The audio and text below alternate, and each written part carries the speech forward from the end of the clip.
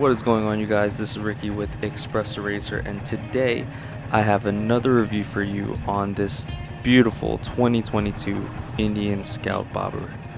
This bike is one of the bikes I've been meaning to test ride for a very long time now. The bike was lent to us by Iron Supply Powersports in Katy, Texas. And if you guys are looking at the bike the same way I am right now, or if you guys have seen it through pictures or whatever have you, you guys know this is a gorgeous bike. This is something that I think will turn a lot of heads, and with a few minor changes, especially from its stock form, it could really turn out to be a motorcycle worth keeping for a very long time. So to start off, let's talk about the design. It's very low profile as far as its stance. The bike that was lent to us from Iron Supply came with some ape handlebars that come up a little bit more from the stock version, and I think this looks a lot better than the stock version. Something that it is kind of missing to tie in everything would be aftermarket pipes. The stock pipes are honestly just a little bit too quiet for me, but I know what company is it? It is Vance and Hines. They offer a great set of pipes for these, so I've heard it on a few other videos, and that's something that I would definitely add to it if I was going to keep this in my garage or own this myself. But overall, with the design too, you can see it has a single seat, and it has plenty of room to add another seat for your passenger if you're gonna go ahead and have that. I'm pretty sure you can get a bunch of bags on it too if you want to take it for a longer ride. You could probably add a short windscreen on top of it. It comes with very knobby wheels or tires, and you could really tell that it handles the road really well because of that. Handles turns really well, and there was no issues with any of the suspension when I was riding it. Overall though, the low profile sleekness of it, along with these ape style handlebars, really make this bike really stand out compared to all the other bikes out there. Just absolutely gorgeous. And the colorway that I had right now is this blue, and I don't know what other colors it comes with, but the blue and the black would probably be my go-to ones that I would go with personally. As far as the specs, I'm not going to go too into the specs, but a few notable specs is that it is a liquid cooled 69 cubic inch V-twin. It's got 100 horsepower, it's a 6-speed transmission, and it holds about 3.3 gallons of fuel. You may be thinking a bike like this is a little bit intimidating because it's pretty big, and a few people have asked if this bike is for beginners. I would definitely say it could be used as a beginner bike and you could grow into it, but just because of how much torque it has down low, especially from a stop, it might throw you off a little bit.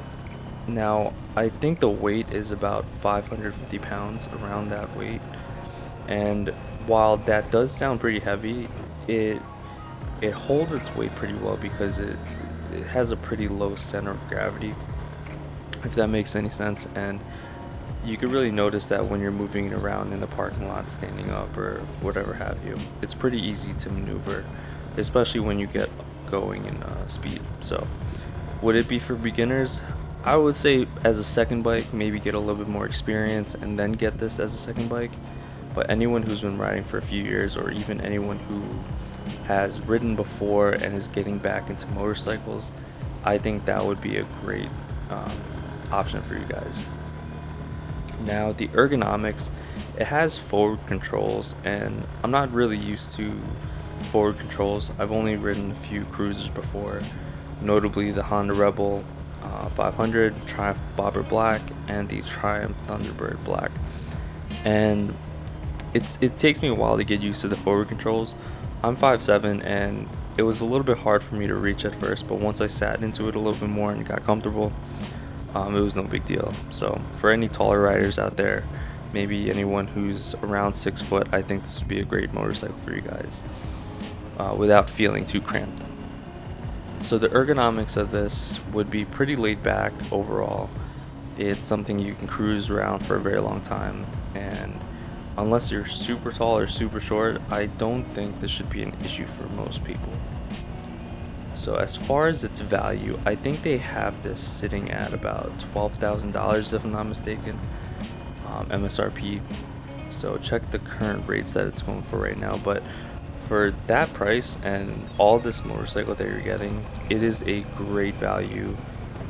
Indian knocked it out of the park when it comes to that, especially when you compare it to some of the Harleys or some of the other alternatives that there are out there. Indian, I think they really knocked it out of the park with the value on this bike.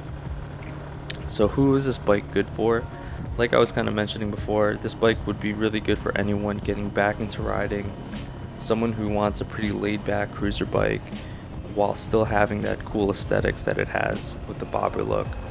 And I would say this would be for anyone who maybe came across Harleys and wants something a little bit more refined. I think this Indian would be a great option for you. So the ideal riding situation for this motorcycle, I have it listed to be a motorcycle to just get around town, but also for those longer cruises. As long as, like I said, you aren't that tall or uncomfortable with the ergonomics of this motorcycle, I could see this being a very good cruiser weekend ride kind of thing, and even something you could probably commute to if it's not too far.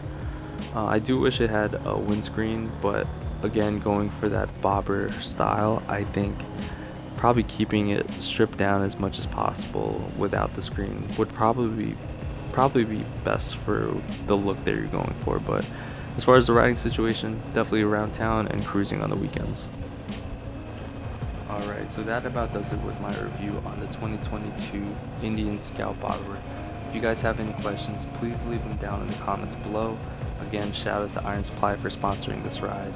And if you guys like these type of review videos as well as the high quality POV videos that I make, please make sure to subscribe, like, and share with your friends. Thank you guys.